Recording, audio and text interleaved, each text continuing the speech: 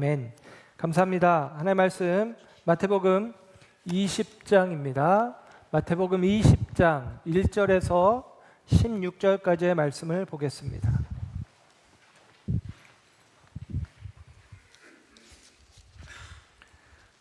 하나님의 말씀 마태복음 20장 1절에서 16절까지의 말씀 함께 합독합니다. 시작.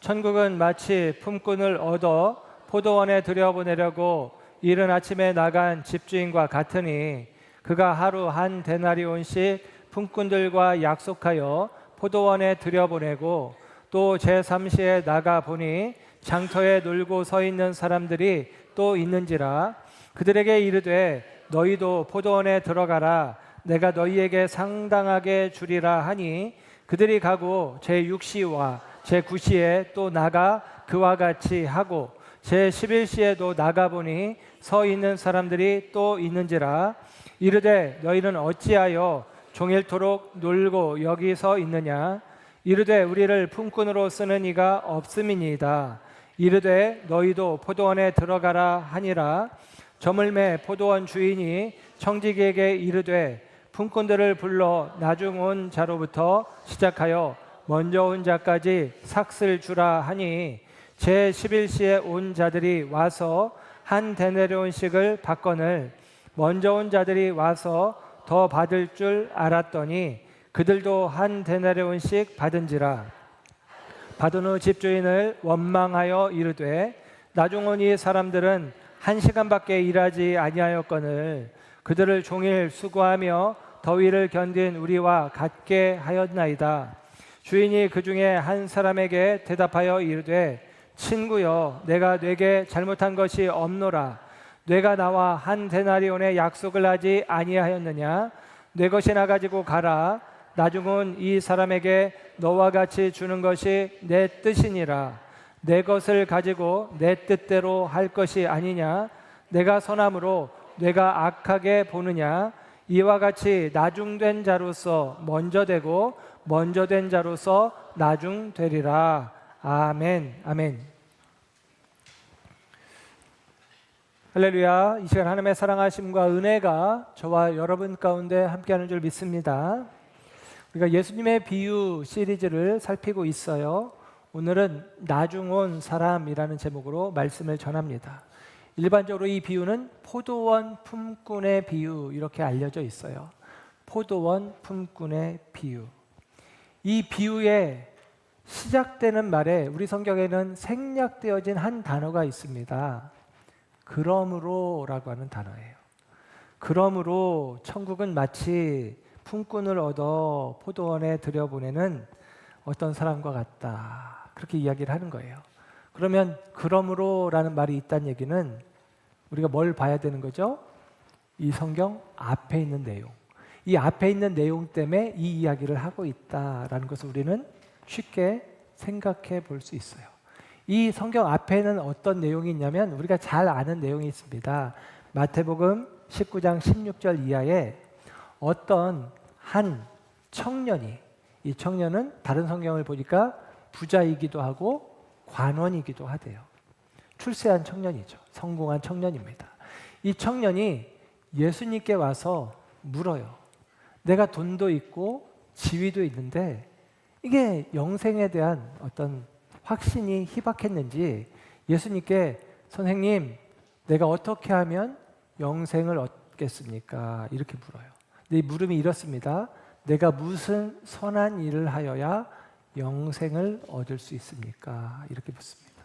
우리가 잘 아는 것처럼 예수님은 하나님 말씀대로 행하라, 율법 지켜라. 그랬더니 이 청년이 말하기를 저 어려서부터 율법을 어기지 않고 잘 지켰습니다. 그래? 야 귀하다. 잘했다. 그러면 너에게 한 가지 할 말이 더 있는데 네 재산을 다 팔아서 가난한 사람에게 나눠주고 너는 나를 따르라. 이렇게 말씀하십니다. 그랬더니 이 청년이 근심하며 돌아갔다라는 거예요. 재산이 많은 청년이 근심하며 돌아갔다. 뭐예요? 그 일을 행하지 않았을 가능성이 많죠.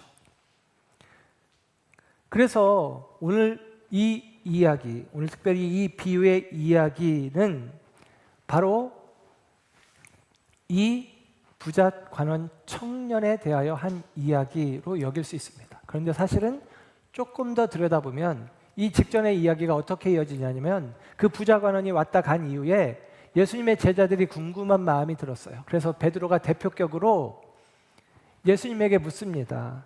예수님, 우리는 모든 것을 버리고 주님을 따랐는데 우리는 그러면 어떻게 될까요? 우리는 무엇을 얻을 수 있습니까? 이렇게 물었습니다. 모든 것을 버리고 주님을 따랐습니다. 실제죠. 그물을 버리고 배를 버리고 부모를 버리고 예수님을 따르기를 결정했단 말이에요. 그러면 우리는 무엇을 얻을 수 있습니까? 라고 묻습니다. 이때 예수님께서 먼저는 이렇게 말씀하세요. 이 생에서는 너희가 100배를 받을 거야. 그리고 내세에서는 너희가 영생을 얻을 거야. 그러나 마태복음 19장 30절에 이렇게 기록돼요. 그러나 먼저 된 자로서 나중되고 나중된 자로서 먼저 될 자가 많으니라. 이 말씀이 있어요. 그리고 오늘 우리가 보는 성경 마태복음 20장 1절부터 16절까지의 말씀, 이 포도원 품꾼의 비유 이야기 끝에 16절에 또 이렇게 이야기하죠. 이와 같이 나중된 자 먼저 되고 먼저 된 자 나중되리라 라고 이야기를 합니다. 이런 구조를 전에 말씀드렸듯이 샌드위치 기법, 인클루지오 기법이라고 이야기를 해요. 이 얘기는 뭐냐면 이 앞뒤에 있는 먼저 된 자 나중되고 나중된 자 먼저 된다, 나중된 자 먼저 되고 먼저 된 자 나중된다, 같은 말이잖아요. 그런데 이 말이 양쪽에 있다는 얘기는 이 얘기를 하고 싶은 거예요. 그리고 이 얘기를 어떻게 설명하느냐, 중간에 들어있는 이야기로 설명을 하고 있는 것입니다. 제가 신학대학교 1학년 때 1년에 한 번씩 이제 감리교에서는 연회라는 것이 열려집니다. 지역적으로 연회라는 것이 예를 들면 대전 충청 지역, 충북 지역, 경기 지역, 강원 지역, 서울 남부 지역, 서울 북부 지역 이런 식으로 연회라고 이 교회들의 연합체가 있어요. 그래서 기독교 대한감리회 아래 총회가 있고 그 밑에 연회들이 있고 그 연회 아래 지방회가 있고 지방회 안에 비전교회, 개교회들이 있는 거예요. 연회가 모여서 회의를 합니다. 목사님들 그리고 평신도 대표들이 모여서 회의를 하는 거예요. 굉장히 중요한 결정들을 거기서 하는 거죠. 회의를 통해서 결정을 내리잖아요. 그러니까 그 회의가 있었습니다. 그런데 제가 다녔던 학교가 대전에 있는 학교였는데 대전에 있는 모 교회에서 연회가 열렸어요. 제가 신학대학교 1학년 때. 그런데 이제 학교 안에 신학대학생들이 필요로 하는 그런 일들이 있었습니다. 그래서 그 연회에 참석을 했는데 우리는 연회원 자격이 없으니까 2층에 예배당 2층에 방청석에 앉아 있었어요. 그런데 이제 방청석에 앉아 있으면서 신학생들이 이제 요구를 하는 거죠. 우리가 이런 것들이 신학대학에 필요합니다. 이런 결정을 좀 감안해 주세요. 이렇게 이야기를 하는데 우리 얘기는 목사님들이 귓등으로도 안 들어주시는 거예요. 근데 그 회의 중간에 잠깐 쉬는 시간에 한 분 집사님이 나와가지고 벌꿀을 이렇게 들고 홍보를 하는 겁니다. 목사님들 건강에 좋습니다. 이렇게 홍보를 하는 거예요. 그러니까 신학생들이 한마디로 화가 난 거예요. 아니 그래도 우리가 이 연회원의 자격은 없지만 우리가 예비 목회자들인데 후배들이 당면한 이런 문제들에 대해서 목사님들이 신경 쓰지 않고 어떻게 자기 건강만 신경 쓰냐, 화가 난다, 짜증난다. 그래가지고 선배님들이 우리가 이대로 있을 수 없습니다, 우리가 앞으로 갑시다 하면서 2층에서부터 1층 회의석상으로 막 몰려들기 시작했어요. 선배님들부터 시작해서 후배들까지. 저는 1학년 새내기였으니까 당연히 맨 뒤에 쫄래쫄래 따라왔습니다. 문제는 맨 뒤에서 쫄래쫄래 따라왔는데 강단 앞으로 다 이렇게 자리를 하고 나서 뒤로 돌아 그러니까 제가 제일 앞에 제일 한가운데 서 있는 거예요. 제가 제일 앞에 제일 한가운데 서 있는데 저희 시골교회 목사님이 보이고 그 옆에 장로님들이 보이고 이렇게 하는 거예요. 얼마나 민망했는지 모릅니다. 제가 그 정도로 투쟁하는 사람이 아니었는데 어쩌다 보니 제가 제일 뒤에 쫓아왔는데 제일 앞에 서 있더라고요. 여러분 이런 거를 나중 된 자 먼저 되고 먼저 된 자 나중 된다 그렇게 이야기하는 것일까요? 뭐 그런 것은 아니겠죠. 그런 의미는 아닐 겁니다. 첫째가 꼴찌 될 수도 있고 꼴찌가 첫째 될 수도 있다. 첫째도 꼴찌도 우리 식으로 표현하면 정해진 게 없다. 그런 이야기를 사실 하고 있는 거거든요. 이 이야기를 풀어내면서 예수님이 오늘 우리가 익숙하게 알고 있는 이 비유의 이야기를 들려주세요. 그 비유의 내용은 이렇습니다. 한 포도원 주인이 아마도 일손이 딸렸는지 시장에 가서 일꾼들을 부르러 나갑니다. 아침 일찍 나갔대요. 그래서 아침 일찍 나가서 일찍 나와 있는 사람들을 포도원으로 일하라고 들여보냈어요. 그리고 오늘 성경에 기록된 시간은 로마 시간이고 이 시간에서 6시간을 더하면 우리가 사용하는 시간이에요. 우리 시간으로 설명을 드립니다.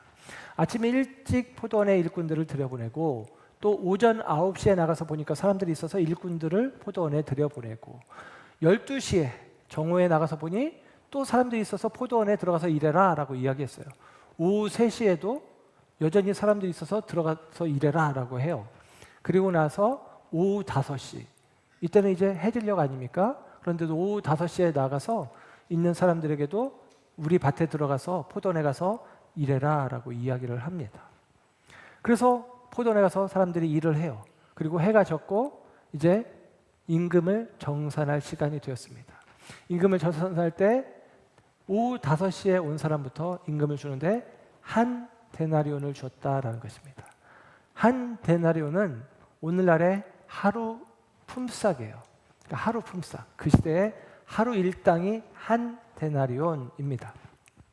그 한 데나리온을 오후 5시에 온 사람도 오후 3시에 온 사람도 낮 12시에 온 사람도 오전 9시에 온 사람도 아침 일찍 6시라고 치자고요. 아침 6시에 온 사람도 해 뜨자마자 온 사람도 한 데나리온씩 똑같이 줬다는 것입니다. 그것 때문에 일찍 온 사람들이 화가 났다는 거예요. 그래서 주인에게 따져 묻기 시작했다라는 것입니다. 주인은 말하기를 내 거 가지고 내 마음대로 한다. 내가 선한 일을 행했다고 네가 뭐가 불만이냐? 그런 이야기가 오늘 본문의 이야기입니다. 쉽죠? 간단한 이야기입니다. 그런데 이 간단한 이야기를 설명하는 데 있어서는 이해가 안 되는 부분이 있습니다. 아니 12시간 일하는 사람과 1시간 일하는 사람이 똑같은 임금을 받는다고? 이것은 있을 수 없는 일이죠. 그리고 일면 불공평한 일이기도 합니다. 그래서 이것들에 대해서 해석할 때 예를 들면 어떤 사회 구조 그리고 어떤 약자에 대한 도움을 주는 방편으로 해석할 때 예를 들면 제가 대학교 다닐 때 이제 민중신학이라고 하는 것의 끝자락이 있었어요. 그러니까 우리가 신학이라고 하는 게 뭐냐면 이런 신학 저런 신학 뭐 복음주의 신학, 자유주의 신학, 민중신학, 제3세계 신학 뭐 이런 어떤 표현들을 할 때 이것은 한마디로 말하면 안경을 이야기하는 거예요. 그러니까 어떤 안경으로 예수님의 이야기를 성경 이야기를 볼 것이냐라고 하는 것입니다. 그런데 민중신학적인 관점으로 예수님 이야기, 성경 이야기를 보는 견해가 있어요. 그건 뭐냐면 하나님께서 고아와 과부와 나그네들처럼 약자들, 민중들을 위해서 하나님이 일하신다라고 하는 개념입니다. 그 개념으로 볼 때는 예를 들면 이렇게 이야기하는 거예요. 한 사람이 1시간을 일했든 10시간을 일했든 이 한 데나리온이 하루 품삯이라는 것은 우리식으로 표현하면 그날 하루에 필요한 최저 생활비인 거예요. 최저 생계비 그런 표현을 요즘 쓰잖아요. 그래서 최저임금 제도를 두기도 하고 그리고 이 시급을 이제 최저 시급은 얼마 이상 줘라 그렇게 정하기도 하는 것입니다. 예, 최저 시급이 우리나라는 올해 기준으로 1030원이고 또 최저 이제 말하자면 월급은 월 296,270원 이렇게 정해져 있더라고요. 이건 줘라라는 거죠. 왜냐하면 이만큼은 있어야 살 수 있다 이런 개념입니다. 그래서 민중신학적인 개념에서는 많이 일했든 적게 일했든 그 사람이 하루를 넉넉하게 살아갈 수 있도록 한 데나리온을 주시는 하나님의 은혜가 여기 있다라고 해석하기도 합니다. 또 어떤 이들은 공로주의적인 해석, 인과율에 의해서 해석할 때는 이런 거예요. 아침 일찍 온 사람은 일찍 와서 우리식으로 표현하면 열심히 일 안 하고 땡땡이 쳤다. 그런데 늦게 온 사람은 자기를 늦게라도 써준 게 너무 고마워서 쉬지도 않고 열심히 일했다. 그래서 주인이 그 모습을 보고 참 기특하다, 갸륵하다 생각을 하고 그리고 그에게 1데나리온을 준 것이다. 이렇게 해석하기도 합니다. 두 해석 다 의미가 있어요. 필요한 해석들인 것 같아요. 그런데 오늘 그런 식으로 우리가 이 해석을 하면 처음 된 자 나중되고 나중된 자 처음 된다라고 하는 의미, 이 의미가 잘 해석이 안 되어집니다. 예수님이 하시려고 했던 얘기는 처음 된 자, 먼저 된 자, 나중될 수 있고 나중되었던 자가 먼저 되기도 한다. 이 이야기를 하려고 하는 거예요. 그렇다면 이 의미가 무엇인지 우리가 다시 한번 생각해 보면 좋겠습니다. 오늘 장터에 나갔더니 오늘 본문 6절의 말씀을 보면 놀고 있는 사람들이 있어서 그 사람들이 11시까지 곧 오후 5시까지 놀고 있어서 야 너희들 왜 놀고 있냐, 아직도 놀고 있으면 어떡하냐, 내 밭에 들어가서 너희들 1시간만이라도 일해라, 그렇게 이야기하는 것처럼 들려집니다. 근데 그냥 놀고 있다라는 것이 게으르다, 그런 의미처럼 여겨지기도 해요. 그렇게 해석될 여지가 분명히 많습니다. 그런데 또 다른 의미로는 그들이 왜 놀고 있었느냐, 한마디로 말하면 불러주는 사람이 없으니까, 일터가 없으니까 그런 것이죠. 오늘날에도 어떤 정부가 들어서면, 어떤 정권이 세워지면 그 정권이 가장 잘했느냐 못했느냐를 따지는 바로미터는 경제적으로 잘했냐 못했냐예요. 그리고 그 경제적으로 잘했냐 못했냐의 또 다른 바로미터 중에 하나는 일자리 창출, 그런 개념입니다. 예, 실업률이 얼마가 되느냐, 일자리를 얼마나 만들었느냐, 이런 것들을 가지고 그 정권이 잘했느냐 못했느냐를 판가름하기도 하죠. 2000년 전에 예수님 시대에 이 예루살렘의 상황은 굉장히 힘들었대요. 많은 일자리가 없었대요. 그래서 많은 사람들이 굶기가 다반사였다라는 것입니다. 그 일자리가 없는 시대에 일자리 이야기는 굉장히 마음에 와닿는 이야기죠. 그리고 그 일자리 이야기가 굉장히 일반적인 이해와 다른 이야기를 예수님은 이 비유를 통해서 하시고 계시다라는 사실입니다. 그래서 사람들은 불편했고 그 불편한 마음들을 이 일반적이지 않은 임금 정산을 하고 있는 주인에게 그 불평의 마음들을 쏟아내고 있습니다. 그러나 주인은 분명하게 말씀하세요. 내 것을 가지고 내 뜻대로 행하는 것이고 내가 선을 행하는 것이 너희에게 불만의 이유가 될 수 없다라고 이야기를 하십니다. 여러분, 오늘 본문의 이야기가 앞부분 19장 후반부에 있는 한 부자 관한 청년이 예수님께 어떻게 하면 영생을 얻겠습니까? 라는 질문부터 시작되었잖아요. 그러니까 여러분, 이 비유의 이야기는 영생에 관한 이야기이고 이 비유는 또 다른 의미로 천국에 관한 이야기입니다. 예수님이 말씀하신 비유의 이야기의 3분의 2가 천국에 대해서 이야기를 하셔요. 그러면 여러분, 예수님의 비유를 통해서 우리는 천국에 대해서 이해하는 것입니다. 그 천국에 대한 이해가 천국이 어디에 있고 어떻게 생겼고 천국에 가면 어떤 것들을 우리가 취할 수 있고 누릴 수 있고 이런 이야기가 아니잖아요.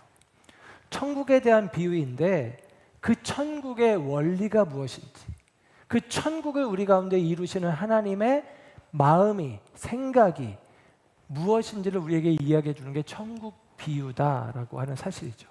여러분, 이 비유의 말씀을 통해서 저와 여러분 모두가 하나님의 마음을 알기 원하고 하나님의 뜻을 알기 원하고 하나님의 선하심이 무엇인지를 새롭게 이해하는 은혜가 있기를 주님의 이름으로 부탁드리고 축복합니다. 주님은 행위로 영생을 얻는 게 아니다라고 이야기하시는 거잖아요. 내가 무엇을 해야 영생을 얻겠습니까? 행위로 영생을 얻는 게 아니야. 바꾸어 행위를 통해서 우리들의 수고를 통해서 천국에 들어가는 게 아니다라고 이야기하십니다. 이게 중요하죠. 그러면 영생은 어떻게 얻느냐? 천국을 어떻게 들어가느냐? 하나님의 은혜로 되어지는 것이다 라고 이야기하는 거예요. 그렇죠. 하나님의 은혜로 되어지는 것이다. 늦게 온 사람에게도 하루의 삶을 넉넉하게 해줄 한 데나리온이 주어지는 것, 그것은 그에게 마땅한 자격이 아니라 주인의 은혜로 주어지는 것입니다. 하나님의 은혜로 주어지는 것이. 문제는 그 하나님의 은혜 베풀어짐의 자리에서 불평하고 불만을 갖는 사람들이 생겨나는 것입니다. 이 따뜻한 이야기가, 이 이야기의 뒷부분에는 또 다른 갈등과 다툼의 이야기로 변질되고 있는 거예요. 만약에, 이게 중요한데, 만약에 이 포도원 주인이 아침 일찍 온 사람부터 삭슬, 임금을 지불했다면 이런 갈등, 다툼은 없을 것입니다. 왜냐하면 아침 일찍 온 사람에게 한 데나리온을 주고 집에 보내면 그는 원래 한 데나리온을 약속받고 왔으니까 아무 불만이 없죠. 그 다음에 아침 9시에 온 사람에게 한 데나리온을 주고 집에 가. 12시에 온 사람에게 한 데나리온을 주고 집에 가. 그러면 아무 문제가 없어요. 근데 이 주인이 그 문제 없음을 왜 모르겠냐만 주인은 의도를 가지고 있는 것 같아요. 거꾸로 주기 시작합니다. 오후 5시에 온 사람에게 1시간밖에 일하지 않은 사람에게 한 데나리온을 줍니다. 오후 3시에 온 사람에게도 한 데나리온을 줘요. 12시에 온 사람에게도 한 데나리온을 줍니다. 근데 이게 또 다른 갈등의 이유, 다툼의 이유가 된단 말이에요. 왜냐하면 아침 일찍 온 사람은 오후 5시에 온 사람의 손에 들려진 한 데나리온을 보면서 이렇게 기대하는 게 당연하잖아요. 야, 1시간만 일했는데 한 데나리온? 나는 그러면 10데나리온 정도 주려나? 라는 기대를 당연히 하는 것이죠. 그런데 그렇지 않았다는 거예요.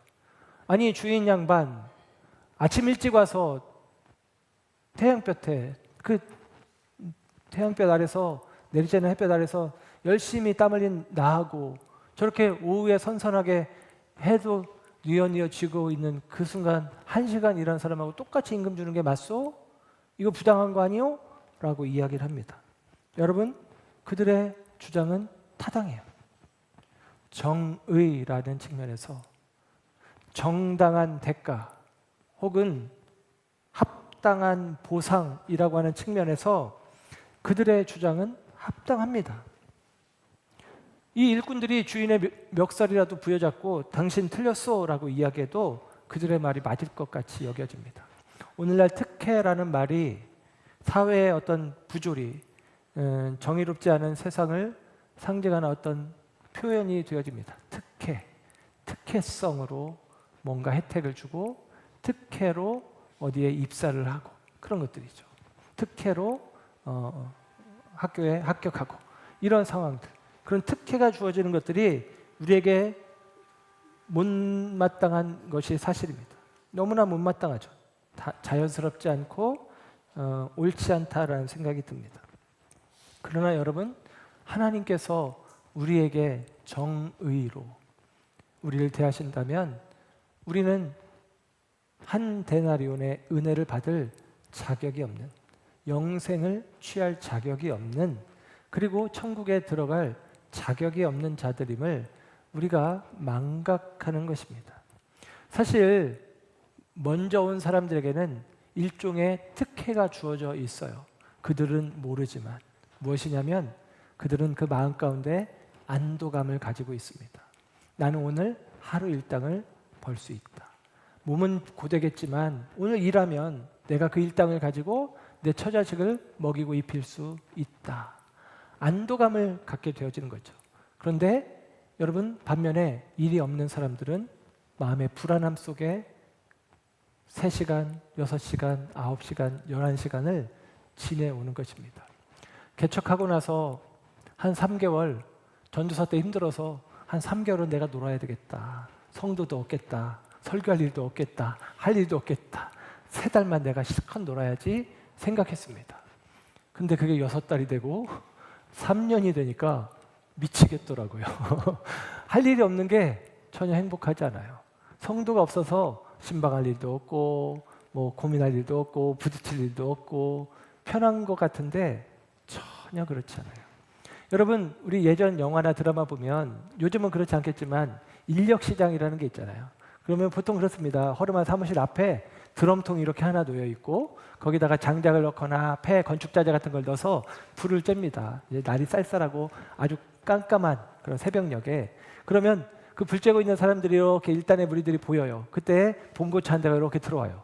문이 열립니다. 그리고 너 하고 3명 태우고 가요. 그럼 나머지 사람들이 그 모습을 지켜봅니다.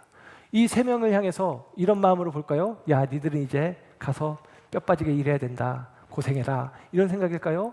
아니면 부럽다. 나도 일하고 싶은데. 나도 일해야 오늘 일당이 있어야 하루를 살아내고 처자식을 건사하는데 나는 안 데려가나? 나는 안 써주나? 이런 생각을 가지고 있는 것입니다. 그렇죠. 여러분, 쉬는 사람들이 일 없이 오후 늦은 시간까지 보낸 사람들이 편안한 마음이었을까요? 그렇지 않다라는 것입니다. 그렇다면 반대로 먼저 부름받은 사람들, 먼저 쓰임받는 사람들에게는 하나님 안에 있다는, 그리고 쓰임받고 있다는, 그리고 이 시간들이 지나면 주어진 삭슬 통해서 하루의 생명을 풍성하게 누릴 수 있다는 안식이, 영적인 안도감이 이미 주어졌다는 것이죠. 이게 하나님이 주시는 큰 혜택인데 그 혜택을 모르는 경우들이 있죠. 우리가 그런 경우들이 많다라는 사실입니다. 지난 시간에 살폈던 누가복음 15장에 있는 큰아들 비유, 작은아들 탕자의 비유. 탕자가 집 나갔다 돌아와서 잔치를 벌입니다. 그 잔치 때문에 큰아들, 형은 불편했어요. 저 아들을, 이 탕자를 위해서 들어가는 이 잔치에 소요되는 송아지는 사실은 내 건데 아버지가 이것을 그 동생을 위해서 쓰지 않았다면 그 송아지는 내 소유물이 되어질 건데 아깝다라는 생각이 드는 것이죠. 그래서 불평합니다. 그때 그 아버지가 큰아들에게 뭐라고 이야기합니까? 얘야, 너는 나와 항상 함께 있어서 내 것이 내 것이 아니더냐, 이렇게 이야기하는 거예요. 너는 나와 항상 함께 있으며 이미 많은 것을 누리고 있었잖아 라고 이야기하는 거죠.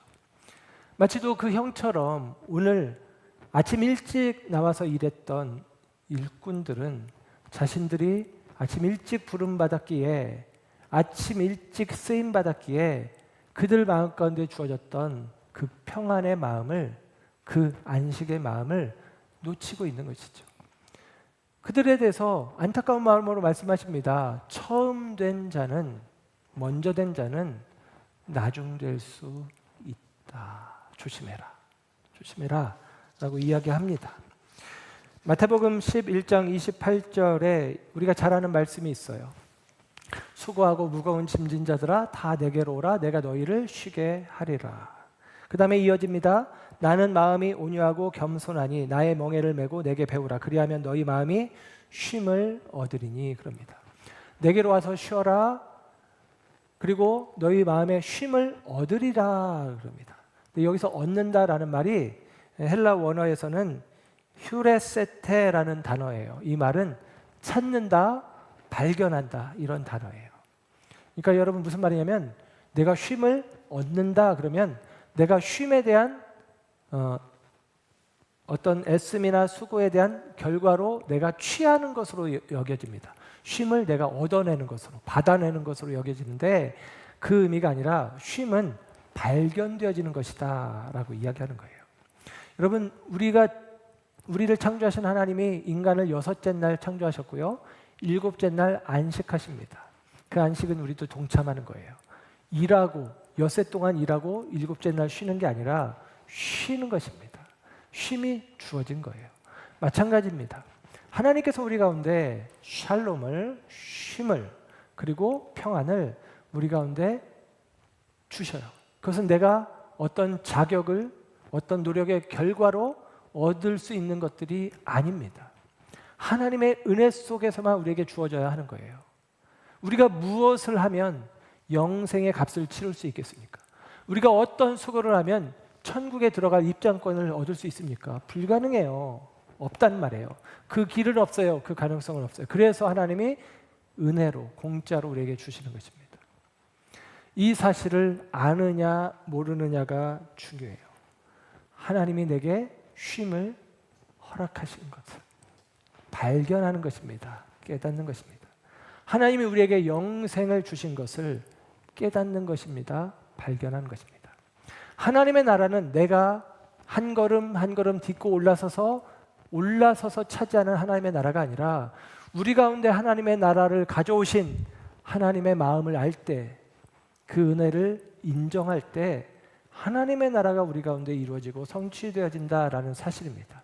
그러므로 사랑하는 여러분, 저와 여러분이 이 하나님의 나라가 저와 여러분 가운데 은혜로 주어졌다는 사실을 잊지 마시기를 주님의 이름으로 축복합니다. 어거스틴은 이런 말을 했어요. 그리스도인들이 진리를 피하면서 찾아다닌다라고 이야기합니다. 되게 마음에 와닿는 말이에요. 진리를 피하면서 찾는다라는 얘기는 뭐냐면 진리가 뭔지 아는데, 느낌이 있는데 외면한다는 얘기예요. 그게 나한테 불편하니까, 그게 나한테 싫으니까. 우리가 은혜로 되어진다는 것이 아멘 하고 쉽게 동의하는 것 같지만 우리 속에는 그렇지 않은 경우들이 많아요. 왜냐하면 아까 얘기한 대로 정당한 보상이 아닌 것 같은 경우들을 볼 때 화가 나거든요. 불편하거든요. 나는 애썼는데, 수고했는데, 노력했는데, 힘들었는데 저 사람들은 아무것도 안 한 것 같은데 이 놀라운 하나님의 혜택을 그대로 그냥 준다고? 이거 뭔가 아닌 것 같은데, 이런 마음들이 우리 가운데 있단 말이죠.